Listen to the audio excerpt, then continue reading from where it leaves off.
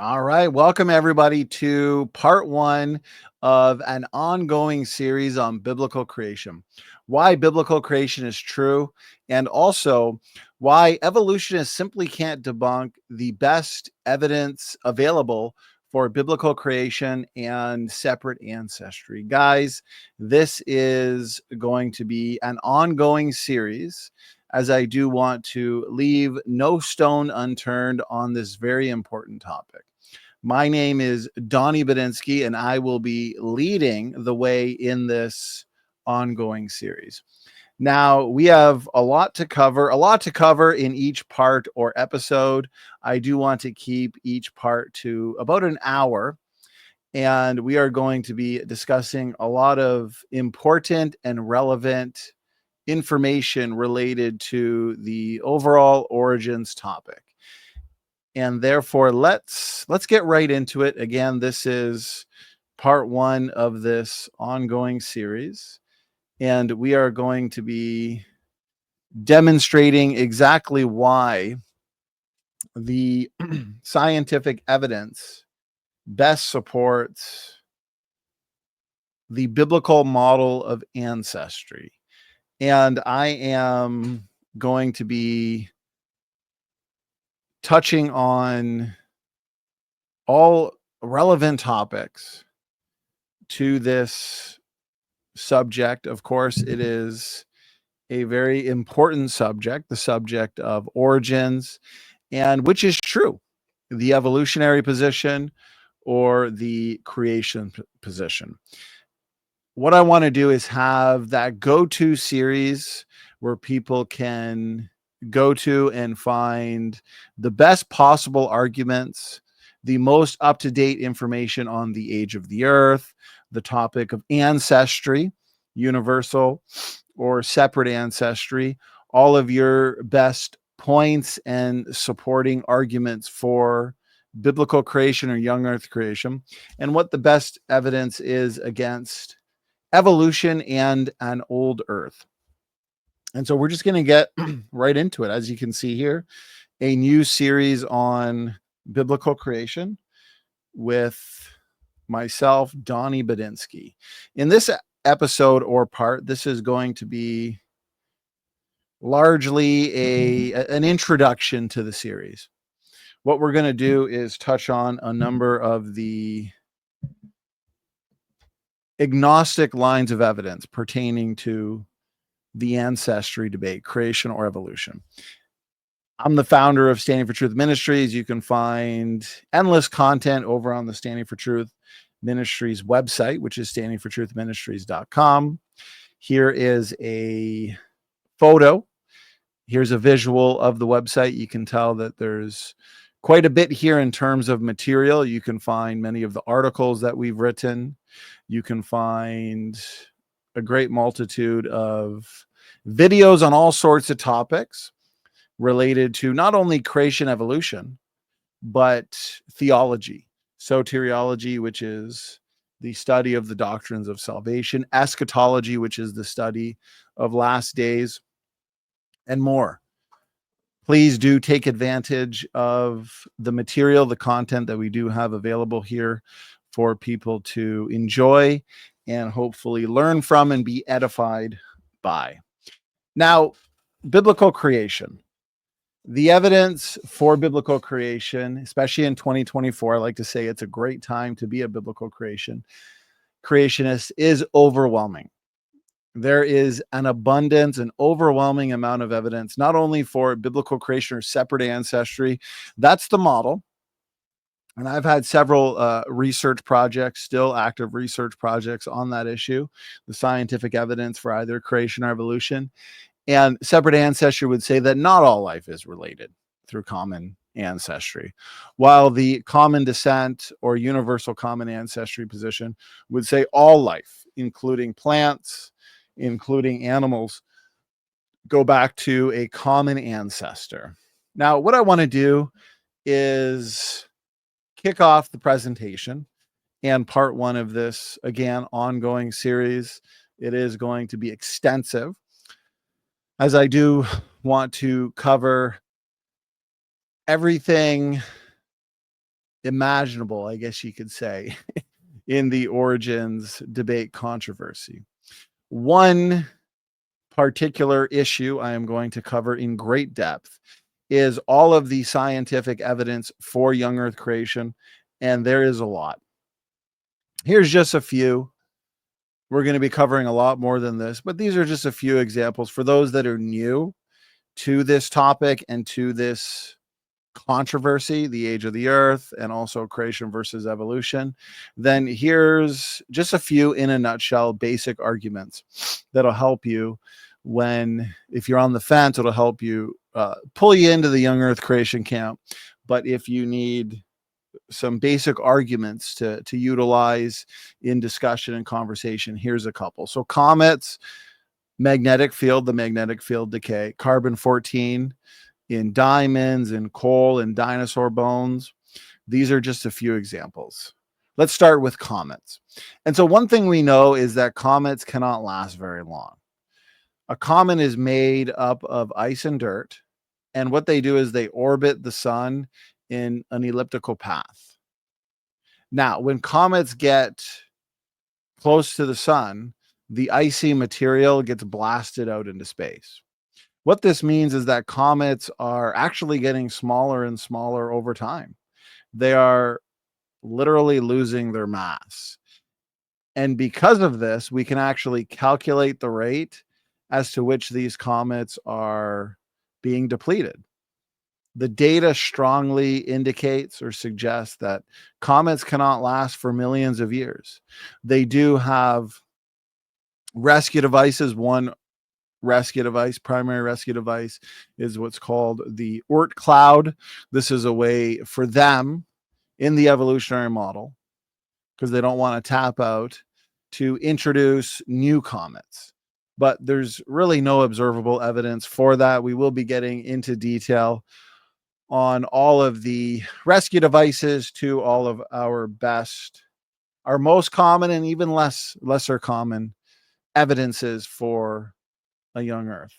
The second one here, magnetic field, the magnetic field decay. Truly an incredible line of evidence for young earth creation and against an old earth. We know the rate as to which the magnetic field decays, Earth's magnetic field. And it turns out that our magnetic field is decaying rapidly. And that's what we see in the universe in general, is decay, degeneration, extinction.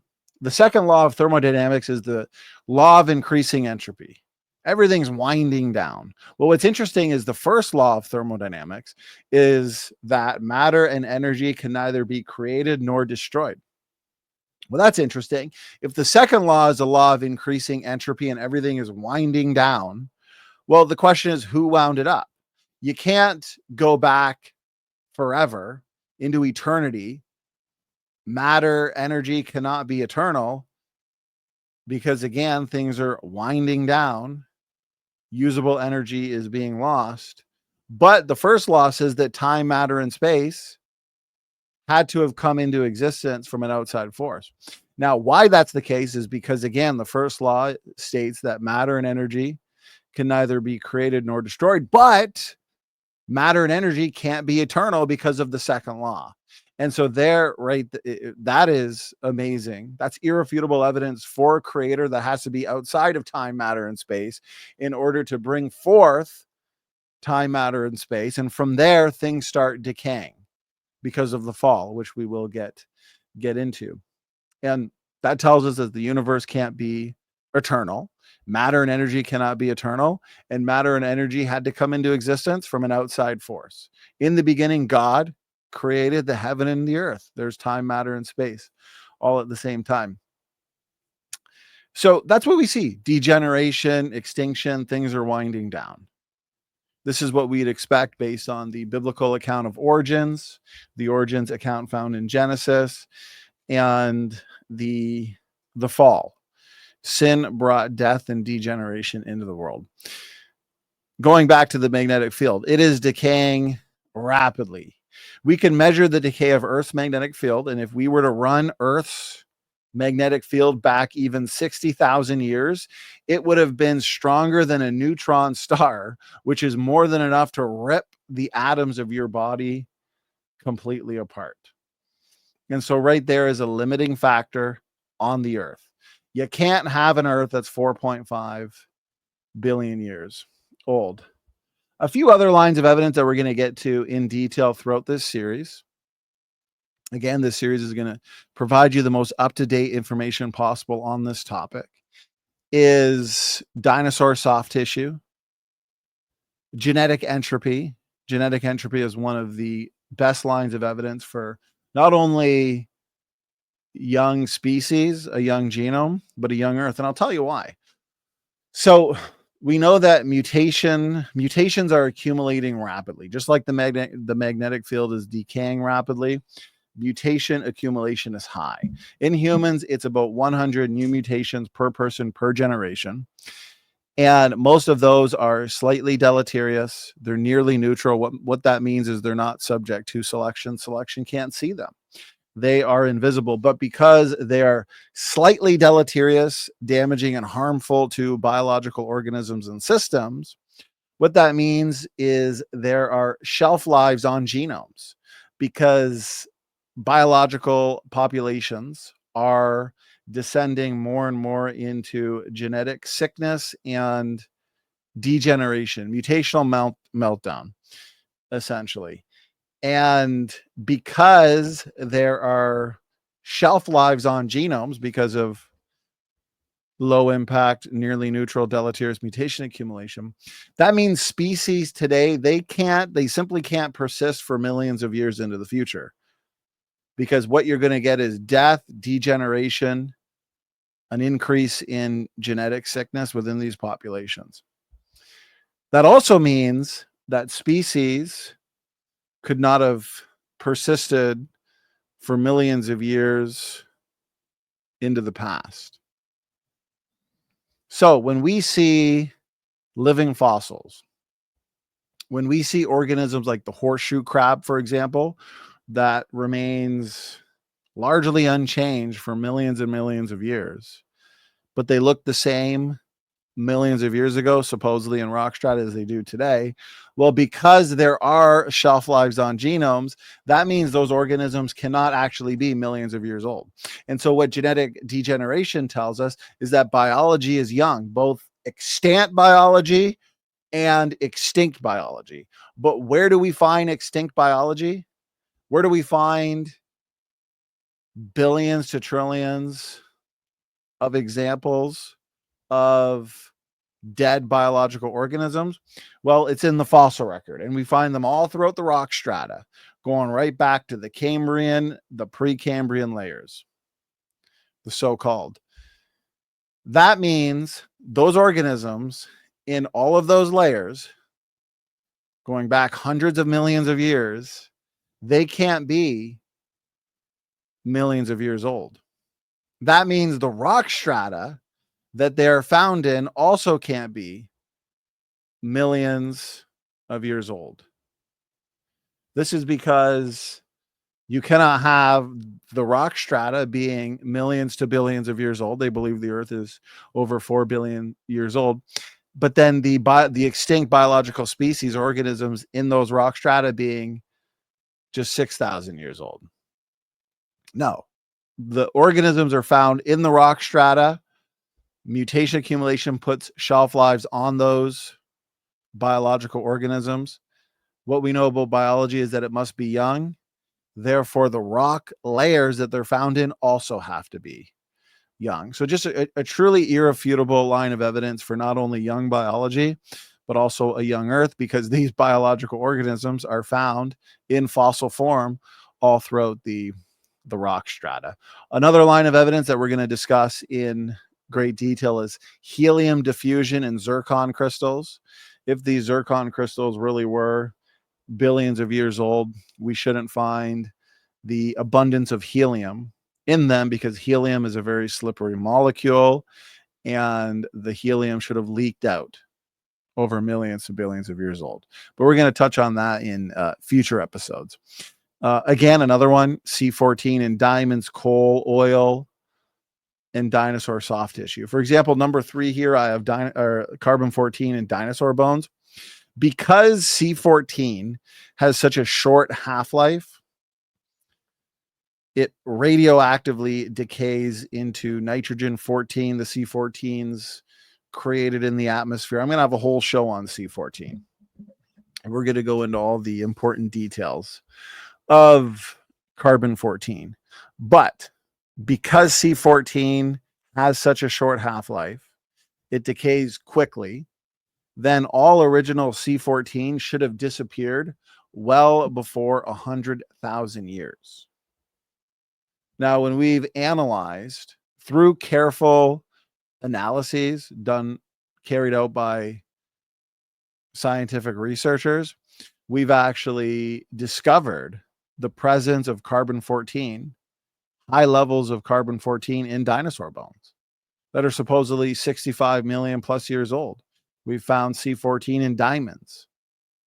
We found C14 in coal, oil. We found C14 all throughout the so-called geologic column, which tells us that what we're finding the C14 in, like diamonds, the hardest substance on the planet, resistant to contamination, found deep within the earth, that C14 has to be intrinsic to the diamond.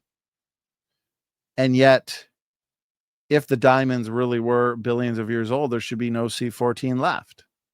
Okay, the rescue devices have all been looked at. Contamination, for example, has been looked at. It's been refuted. They'll argue that nearby nuclear material could recharge the C14 in the diamonds. That's been looked at.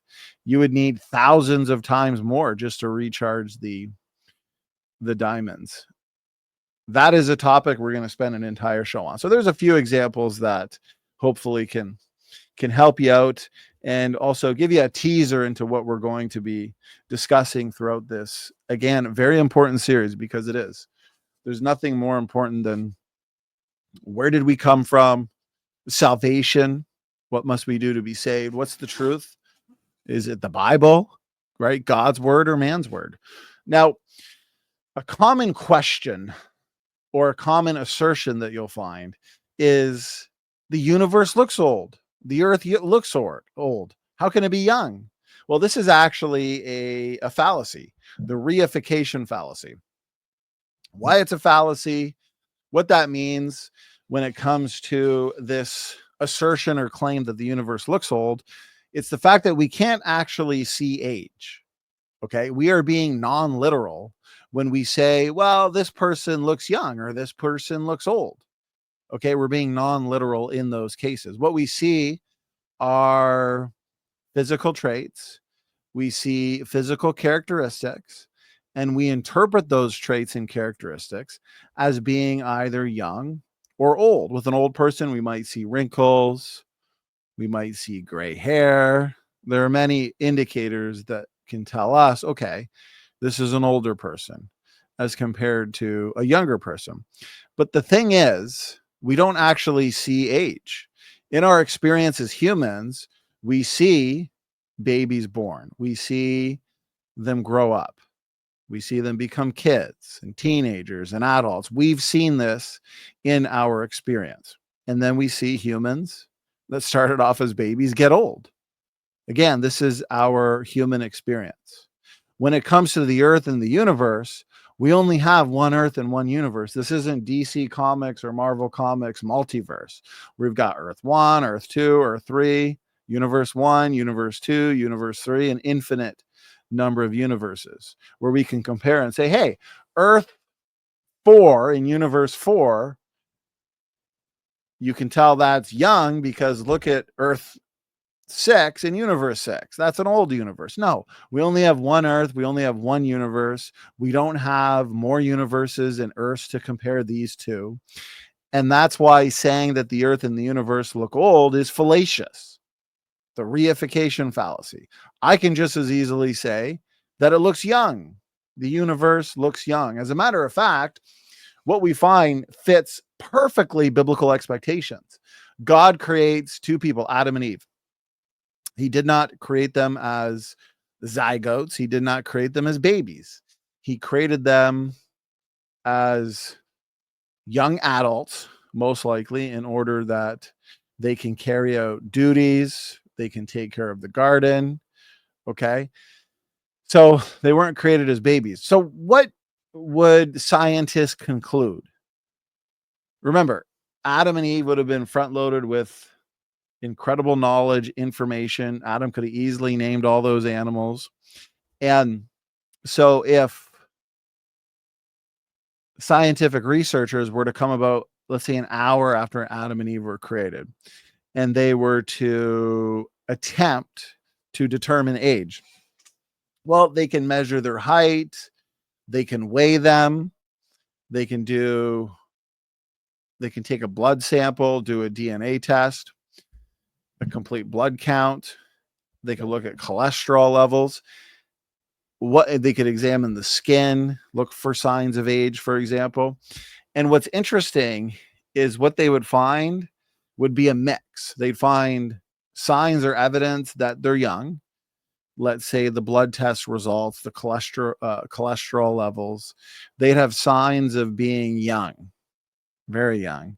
But then if they were to just look at the height or the weight, then they would have to conclude, oh, well, they're older. Because if Adam is 6'4", 6'5", well, we know from our experience that babies come out very small. They grow up. Eventually, they reach adulthood. And so Adam must be 30, 35.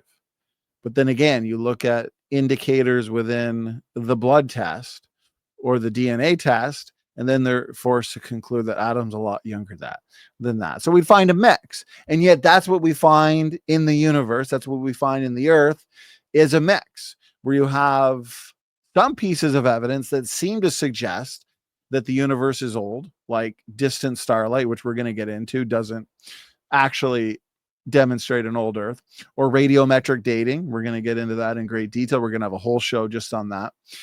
But then you would look to examples like I discussed earlier with comets, the decaying magnetic field, dinosaur soft tissue, C14 in diamonds, C14 in dinosaur bones, and coal and oil.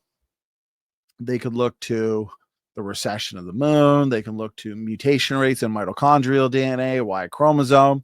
There are countless lines of evidence for a young earth and young universe. And therefore, what we find is a mix. And that's exactly what we would expect if the earth and the universe is young, and if the earth and the universe were created functionally mature. Functionally mature, because that's how Adam and Eve would have been created, functionally mature. Okay, so the best so-called lines of evidence that we're going to deal with throughout this series, we're going to deal with all the major and minor lines of evidence for evolution, but three of their most favorite are endogenous retroviruses, which I've written an entire book on, chromosome 2 fusion, and pseudogenes. They also look to nested hierarchies. They look to phylogenetics, homology, transitional fossils, fossils in general. We're going to touch on it all. These would be, you'd hear this from many evolutionists, that these are your three of your best. Endogenous retroviruses, you'll find that many proponents or guardians of common descent would say that ERVs are actually as close to proof as you can get in science. Right? In science, you're not really proving things. You're coming up with models. You're coming up with hypotheses. You're testing. You're trying to disprove them. The ones that aren't disproved after many different tests, those are the ones that stick around. Those are the strongest ones. And so I've heard these guys say, oh, ERVs, the existence of endogenous retroviruses, we'll have a whole show on that. I've done plenty of series on ERVs. They'll argue that that's basically as close to proof as you can get for something. And in this case, for human evolution and common descent, we're going to tackle all of those. Here's a visual of my book, The Endogenous Retrovirus Handbook. If you're looking for a comprehensive counter to their so-called best evidence for common descent, I do want to encourage people to pick up a copy of the handbook here that presents a compelling scientific case for why the presence of shared ERV elements are no longer good evidence for common descent. As a matter of fact, you'll see in this book, but also in this ongoing series, that the existence of ERVs provide us as biblical creationists some of the best evidence for design. Truly is a great time to be a biblical creationist. You can get that book at Amazon.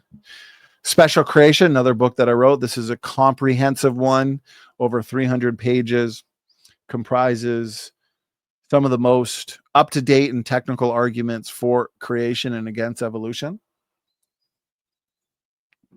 In this book, you'll see discussion on mitochondrial Eve, Y chromosome Noah out of Africa versus out of Middle East. It gets into the so-called hominin fossil records with Neanderthals, Homo erectus, the Hobbit, Naledi, and so on. But we're going to focus on the evidence from the hominin fossil record for human evolution. We'll be having an episode dedicated to that too. Now, I do want to let people know that episode 1 is going right to YouTube public. Subsequent episodes, I'm going to release them early on Patreon, and then I'll release them public for everybody to see. Therefore, those that want the early releases, you can sign up to be a patron. It's a huge help. You guys are a huge blessing. For as little as $1 a month, you can gain access to exclusive SFT content, again, through Patreon. That's you becoming a patron. And so I'll be releasing each episode early on Patreon, but I will also release it probably a few days after onto YouTube publicly. I've also written an extensive book on the topic of eschatology, which is end times. This is called End Times Revealed, Dawn of the Antichrist. Now, here's a couple sayings or mottos that I think we should all live by and take very seriously. Believe God more and believe man less. For we should not be putting our faith in the wisdom of man, the Bible says. Holy men spake as they are moved by the Holy Ghost. And so the Bible claims to be God's word. We should take it very seriously. And it tells us to not put our faith in the wisdom of man, but in the power of God. Who are we going to trust? Man, which is fallible, or God, who is infallible? Good science always affirms good scripture. That is something you are going to see over and over again throughout this series, that when we're looking at good empirical scientific data, it always affirms good scripture, because this is an authority issue. It is an issue of significance. And that's why I'm going to be devoting so much time to this topic in this series. Now, as we move forward, it is important that we define terms, because evolutionists, they like to assert, they like to say to a creationist, what? You don't believe in evolution? We see evolution. How could you deny evolution? Well, evolution in its most basic form simply means change over time. Yeah, things change over time. Cars change over time. My thinking changes over time. Cell phones change over time. Cars change over time. Animals change over time. The theory of evolution, or common descent, what it really means is the development of all living things from a single cell. Think of farm, where you've got fish, amphibians, reptiles, mammals. That's your evolutionary sequence, the general picture of it.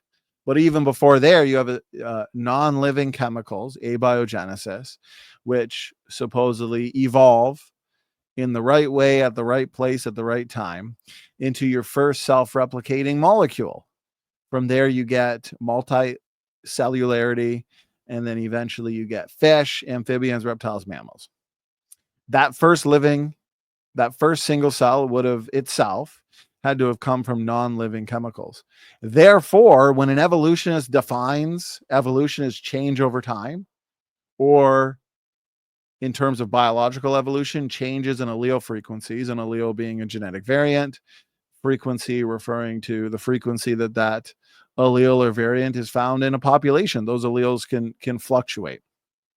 They can change in their frequency. So changes in allele frequencies in populations over generations or over time. They're committing a fallacy. We learned earlier about the reification fallacy. This is a fallacy called the equivocation fallacy. Let me say that again. Equivocation fallacy, or a bait and switch.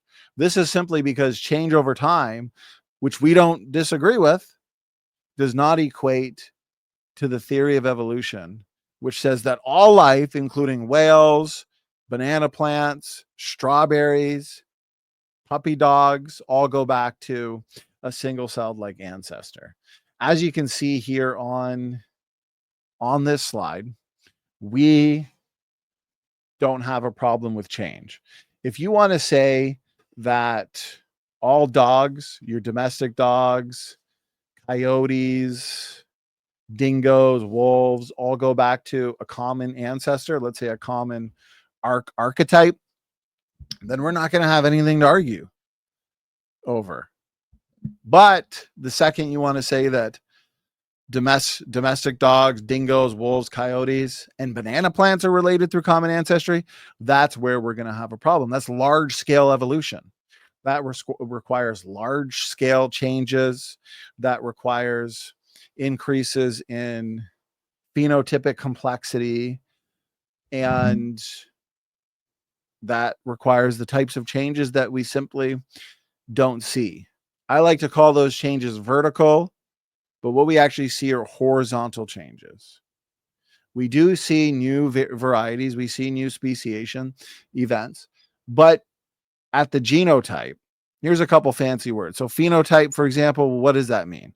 Well, that's basically the observable expression of the genotype, the person or the creature's presentation. Okay. And when you look to the genotype or under the hood, what's going on with these changes? Usually they're due to degeneration or reduction. This is reductive evolution. Okay. Typically, you'll find beneficial changes, quote unquote, being due to the breaking down of pre-existing systems, losing pre-existing information. It is akin to my wife and I. Let's say we wanted to have a bigger dining room. Okay. So we decide to knock out the wall that's separating the dining room and the living room. Okay. So the kitchen and the living room.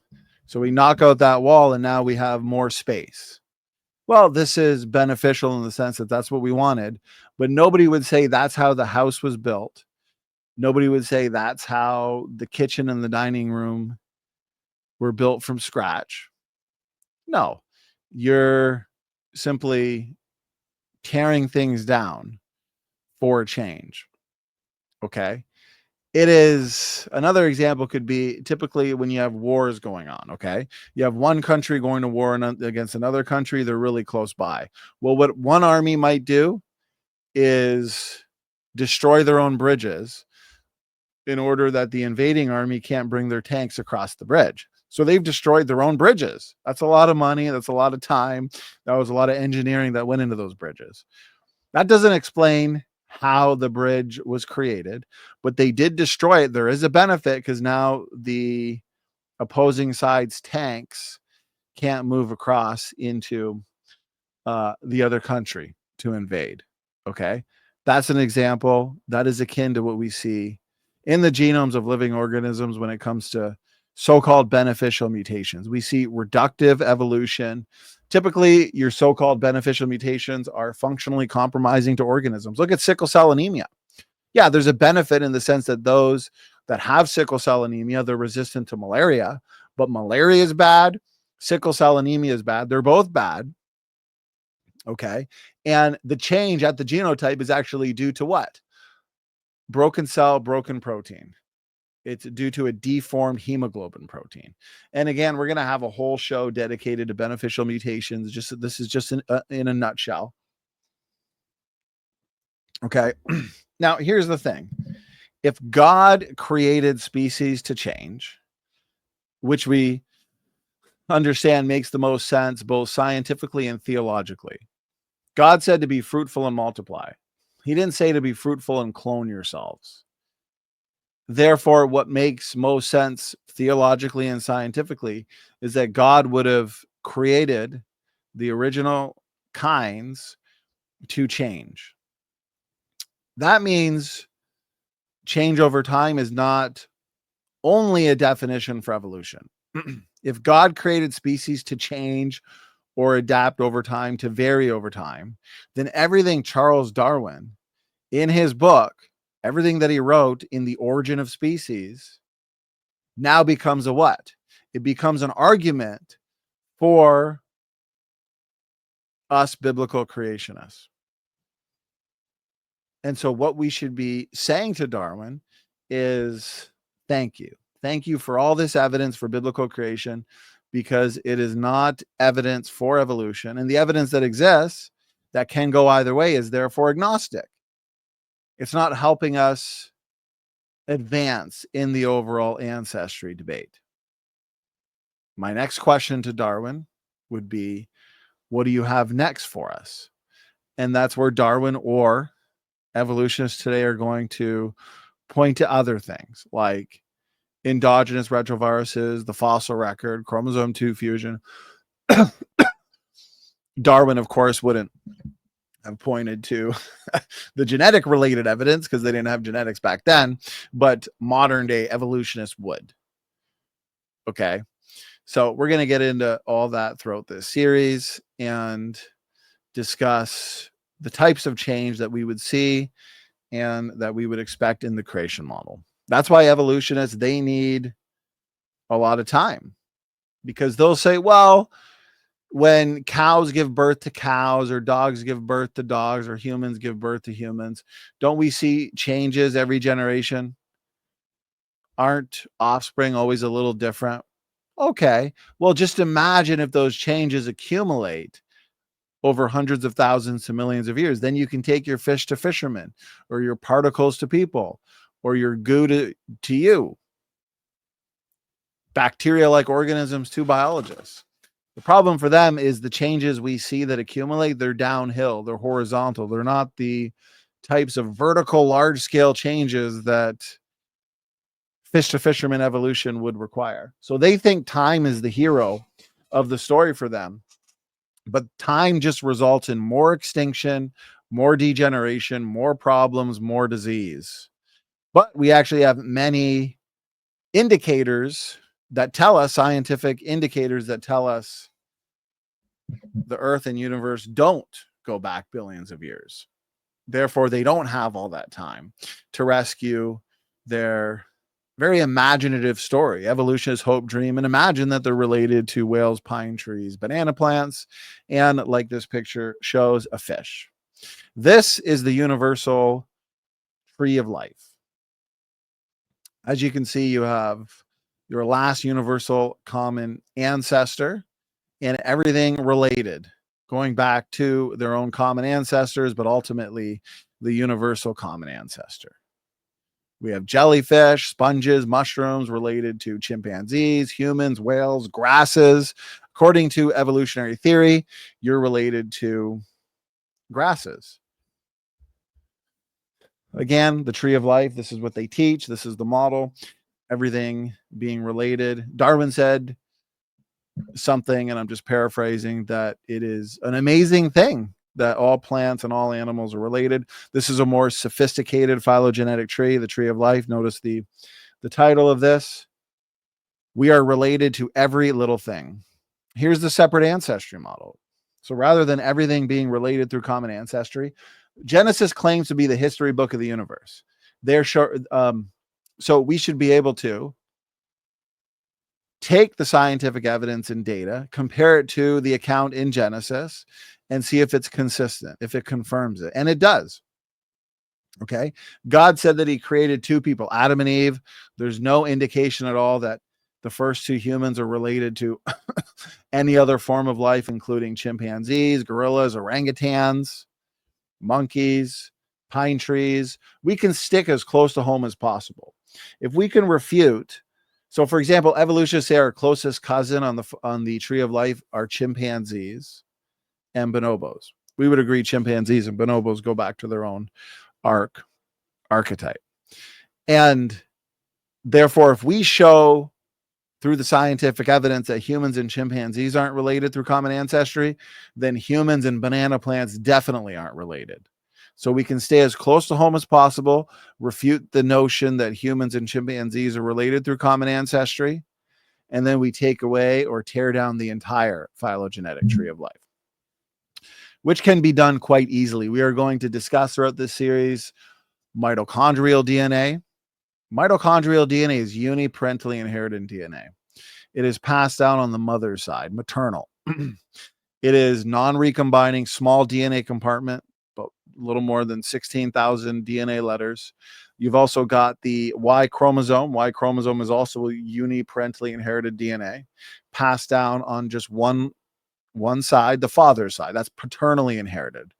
So these are uniparentally, non-recombining for the most part. With Y chromosome, there seems to be some gene conversion at the tips, perhaps, but largely non-recombining. Recombination is basically the genetic shuffling that occurs every generation. Chromosomes line up, exchange genetic material. That's how you can get variation every single generation. Okay. And so that's why us creationists, we can look to this amazingly designed mechanism of recombination to explain the variation that we see, right? You have creation. God creates Adam and Eve, but then he also creates all of these different created kinds.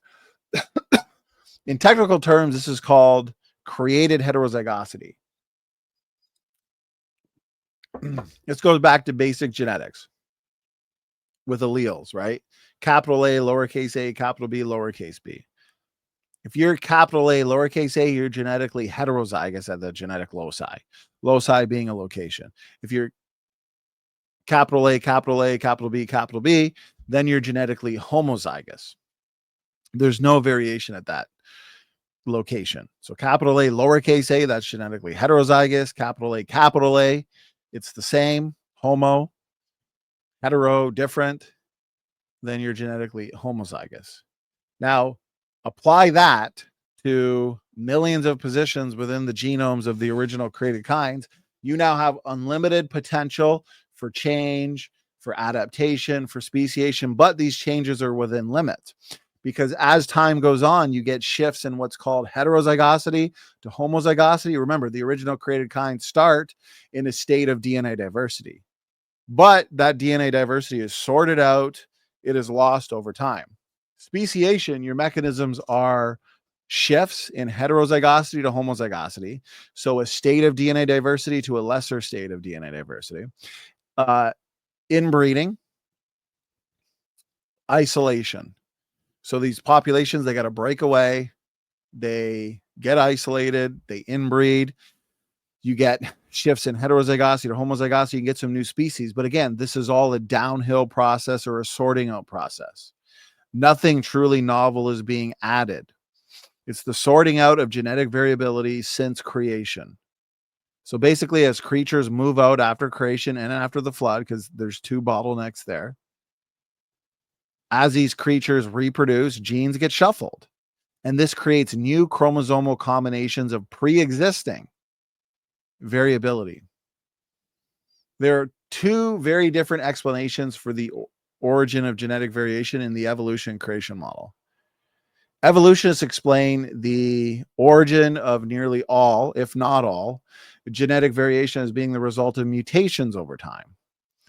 That's why evolution takes a long time, millions of years, because mutations have to accumulate, and mutations add the necessary genetic variation for natural selection, which is just differential reproduction. Who's reproducing the most? Who's having the most babies? That's all it means. So rather than survival of the fittest, is luckiest of the fittest, you could say. But we're looking for an explanation for the arrival of the fittest. Natural selection is simply a fine-tuning mechanism that keeps a species as strong as it can be. Natural selection doesn't see most deleterious mutations. Therefore, it can't solve the genetic degeneration problem. Natural selection is not a creative mechanism. Again, it's a fine-tuning mechanism. Very helpful in keeping species as strong as they can be.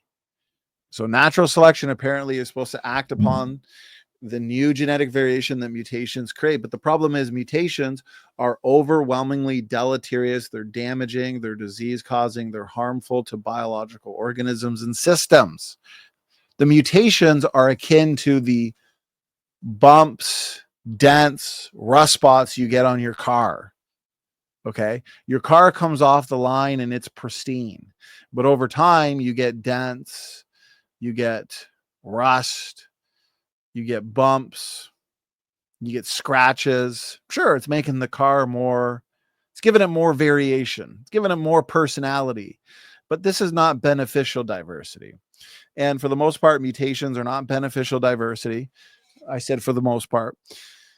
And the diversity that is beneficial is the diversity that was put there at creation, that was design diversity. That's why a married couple, a husband and a wife, can hypothetically have 1 million kids, and every single child would be different. They would be unique. And that is because we are genetically heterozygous. We have a lot of DNA variation in us. Adam and Eve would have had even more, because a lot of that original created heterozygosity would have been lost at the flood. After the flood, species split. They die off. Some species merge. And eventually we have what we see today. And we're going to have a whole episode on the number of species today and how they perfectly fit within a young earth creation time scale. People sometimes forget that at the creation event, you did not have just 2 cats, 2 dogs, 2 bears, right? So there wasn't just 2 equids or 2, in terms of dogs and cats, 2 felids or canids. No, God created populations of animals in fully working and functioning ecosystems.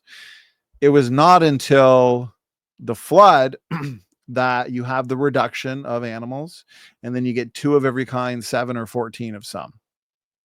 No, at creation, God would have created a functional ecology across the world, and animals would have been distributed around the world, but humans, we know, would have started as 2. And that's what's very interesting, is with humans, we can make a prediction. We have an expectation. If God created 2 people, which we know he did according to Genesis, that would restrict levels of genetic diversity. You wouldn't have all these genes floating around a population of 2. What we find today is that humans exist with extremely low genetic diversity or genetic variation. We are all 99.999% the same. Well, that's interesting, because if evolution were true and we've been evolving for millions of years, you go back to Australopithecine-like ancestors, right? Australopithecus afarensis, that's Lucy, the famous Lucy. And then you go up to Homo habilis, and then eventually you get Homo erectus, who lives on this globe for 1 million years. And eventually you get Homo sapiens and Homo sapiens sapiens, and they leave Africa, spread out at all parts of the globe. Well, here's the thing. Mutations add something because they're adding something that was not previously there. So if mutations are being added to the gene pools of these populations for millions of years, or even just go back 200,000 years to the out of Africa scenario, then you would have a lot of genes floating around those populations. Therefore, we should expect much higher levels of genetic diversity in humans today, but that's not what we find.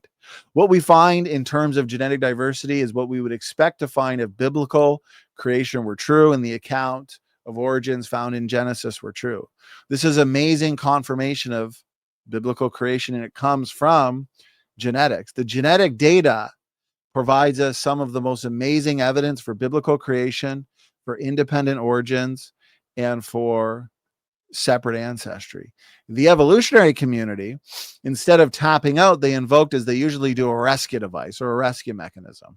It was all post hoc, ad hoc, because they did not predict the levels of genetic diversity that we find in humans today, which again is extremely low. We find incredibly low genetic variation. Therefore, what they did in light of that data is they invented what's called the hypothetical out of Africa population bottleneck, where apparently humans at that time were reduced. There was a bottleneck. They were reduced somewhere between 2 and 10,000 people, and for an extended period of time. It would have to be an extended population bottleneck in order for the necessary levels of heterozygosity to decrease. Levels of homozygosity would have to increase. Why this doesn't work, though, is because this would have been a near extinction event. Remember, in the creation event, you have 3 bottlenecks. One at creation, Adam and Eve. But it's only a one generation bottleneck because it's immediately followed up by rapid and exponential population growth. Adam and Eve have kids, their kids have kids, their kids have kids. So it's rapid and exponential population growth. It is not a one generation bottleneck that lasts for a long time. Then you have a bottleneck at the flood, and humans restart as 8. Noah, his wife, their 3 sons, Shem, Ham, and Japheth, and their 3 wives.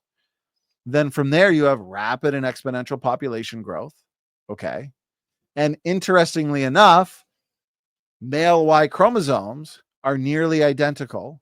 Very low genetic variation in Y chromosomal DNA. We talked about earlier how that's uniparentally inherited DNA passed on the father's side. Every single male Y chromosome can be traced back. You can build a family tree, and they can be traced back to a single Y chromosomal ancestor just 4,500 years ago, which is Y chromosome Noah. Look at that, right? Biblical expectations. This data didn't have to be true, and yet it is. Mitochondrial DNA, same thing. Extremely low genetic variation. We're going to do an entire show on just mitochondrial DNA, Y chromosome. You're going to be amazed. You guys are going to be blown away. It's amazing stuff here, guys. Extremely low variation in mitochondrial DNA, in Y chromosomal DNA, and just the genome in general. Your autosomal nuclear DNA, same thing. Y chromosome is nuclear DNA, but it's not autosomal. It's not biparentally inherited. It's uniparentally inherited. So we're going to be learning a lot of genetics, a lot of different terms. We're going to define a lot of things. And so if you want to take notes in this series, do so, because, guys, the evidence is overwhelming and we need to utilize this evidence.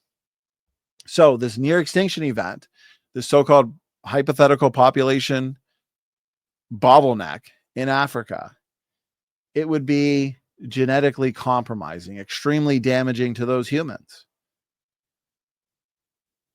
Inbreeding. What this would result in is inbreeding. Inbreeding reveals the hidden reservoir of genetic mistakes that have accumulated. Okay, so these genetic mistakes, think of a mutation as a typographical error in a text. The technical definition is random changes in the nucleotide sequence of DNA. ATCG, right? Adenine, thymine, cytosine, guanine, ATCG. And so that's akin to a typographical error in a text because you're getting a letter change. There's different kinds of mutations: duplication mutations, point mutations, frame shift mutations, deletions. Okay. So you have this bottleneck, this near extinction event. These humans are inbreeding for an extended period of time. You got these recessive deleterious mutations coming to the forefront, leading to rapid and accelerated genetic degeneration. This population of 2 to 10,000 would be extremely genetically compromised. And we're supposed to believe, this is the imagination of the evolutionists, we're supposed to believe that this highly genetically compromised population of 2 to 10,000, some say 30,000, still small, they suddenly explode out of Africa into all parts of the globe, seize dominion over the planet, design modes of transportation, airplanes, the space shuttle, these computers, these laptops, these microphone systems. No, it's wishful thinking. And they can believe that, but that's their evolutionary philosophy. That's their evolutionary storytelling. They can believe it. They have a right to their story and their science fiction religion, but it is not science. It is not real science. And so genetic diversity, mitochondrial DNA, Y chromosome. It turns out when you compare the Y chromosomes of humans to chimpanzees, our Y chromosomes are less than 30% the same. And the chimpanzee is supposed to be our closest cousin. And yet we're less than 30% the same in our Y chromosomes. Okay, which is non-recombining. You'd expect it to be a little more stable, but the mutation rate is high. And yet humans still, even in light of a high mutation rate, have very low variation. If the Y chromosome goes back 100 to 200,000 years ago in Africa, that's a lot of years of mutations accumulating in the Y chromosome. We should have more variation in the Y chromosome, and we should have divergent Y chromosomes around the world. Okay. But what we find are Y chromosomes around the world. We have geographically specific Y chromosomes, which speaks to the Tower of Babel dispersal. Chinese Y chromosomes, African Y chromosomes, Australian Y chromosomes. But the reason why we're all still uniform, so similar, is because we only spread out roughly 4,000 years ago at the Tower of Babel. Okay. That makes sense. But if we spread out thousands and thousands and thousands of years ago, then we should find divergence. We should find more DNA variation around the globe. So these are just a few lines of evidence. I know we spent a lot of time here, but as you can see in the visual, we have your separate ancestry model in blue. You have Adam and Eve. You have your extinct human variations, which we'll get into why this is the case, Neanderthals, Heidelbergensis erectus, and then modern humans, unrelated to your apes. Very, very interesting stuff. Okay, so you have humans. They initially start off as two, Adam and Eve. Genes get shuffled over time. As new traits come about through the sorting out of this pre-existing variation, guess what we get? We get a variation in height. None of this is evolution. It's due to design diversity, initial genetic programming. So from there, we get variation in height, skin color, hair color. After the flood, we get human variations that split off from the main group at Babel. And then this is where we get these types here in the middle: Erectus, Neanderthals, Heidelbergensis, Naledi, Floresiensis, Denisovans. Then it turns out many of them merge back into the main group. And that's why today, for example, we carry Neanderthal DNA. We actually have Neanderthal DNA. We intermingled and mated with them. Okay. All right. Part 2, I am going to focus heavily on the agnostic evidence. So again, this was introductory, giving you a teaser, giving you a sneak preview into all the fascinating evidence for separate ancestry and the evidence against evolution. So your agnostic evidence, what agnostic means is it's non-differentiating. It doesn't help advance the debate. If I were to say creation's true because the sky is blue, creation's true because the grass is green, the evolutionists would say you're crazy. The evolutionary model can also account for why the sky is blue or the earth is round or the grass is green. It's agnostic. Both models can explain it. There's a lot of overlap in the creation versus evolution world. If you had two universes, universe 1, universe 2, universe 2, evolution's true, universe 1, creation's true. In both universes, if you were to look at classification, homology, nested hierarchy, so-called transitional forms, it still wouldn't actually tell us what is true, creation or evolution. We'd have to look to differentiating lines of evidence, or evidence that's called discriminatory. A line of evidence that only one model can explain. And the other model, here's the thing though, we have worldviews. We have different presuppositions. Therefore, we're going to interpret the evidence differently. And so both sides are going to have to, from time to time, invoke what's called a rescue device. But the question is, how believable, how empirical is this rescue device? You look at the rescue device, you examine it, and you say, okay, that's reasonable. That could happen.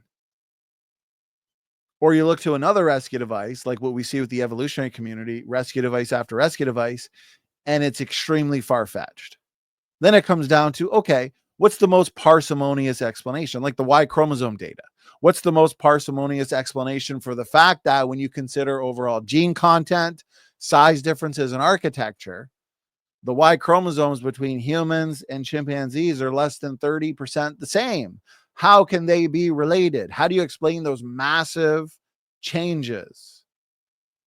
Not only gene loss, but gene addition.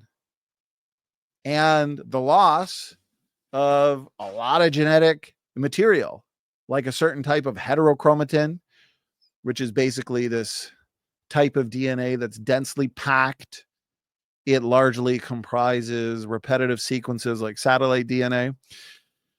There's a specific type. A lot of it's lost in the human lineage. What happened there? So the most parsimonious explanation, even though the evolutionary community might have a rescue device, they'll say, well, faster substitution rates in the past could explain it. Sperm competition can explain it. But again, where's the sophisticated mathematical model that shows how, when, why, where all of this happened? It's just a story. It's evolutionary philosophy. The question is, what's the most parsimonious explanation? Well, there's one line of evidence that is differentiating. It is discriminatory. It's not agnostic to the overall debate of creation versus evolution. And the most parsimonious explanation to that line of evidence, to that data point, is the separate ancestry model that humans and chimpanzees are not related. And the Bible is true. The account of origins in Genesis is true, that God created two people, Adam and Eve. They were created independent, special, and separate from any other form of life. That includes chimpanzees, bonobos, gorillas, orangutans, gibbons, monkeys, and banana plants. So I hope that helps set up what we're going to discuss in part 2 when it comes to the agnostic lines of evidence related to the creation versus evolution debate, classification, homology, nested hierarchies, and fossils. You're going to find that when it comes to fossils, the pervasive pattern observed in the fossil record is actually sudden appearance and stasis and also extinction. I did a whole series with Dr. Carl Werner, and he went over incredible evidence for creation and against evolution in the world of living fossils. We don't find in the fossil record the large scale evolution. We don't find what would be expected if common descent were true. And so, guys, we're going to wrap it up there. This was part 1 or episode 1. And again, I'm trying to keep them to an hour. Look at that. We are just over the hour mark, an hour and 2 minutes. So that's part 1, largely introductory. I have hundreds of slides. I've done years of in-depth research. I've moderated over 400 debates, not all on creation evolution, but many of them on creation versus evolution. And you can trust me when I say I've nearly heard it all. I've hosted so many debates. I myself have engaged in 100 formal debates and just hundreds of impromptu discussions, open mics, things like that. I've had endless discussions with those that are anti-biblical creation. I know what their arguments are. I know what their rescue devices are. I know how they think. I know how they approach the topic. I've heard the best that they have to offer. And guys, we are going to engage it all. We're going to refute it all. And we are going to comprehensively demonstrate exactly why biblical creation is true and why the evolutionary community cannot debunk the best evidence for biblical creation. Guys, I hope you enjoyed this first episode of our new series on biblical creation. God bless you all. Donny Budinsky is out.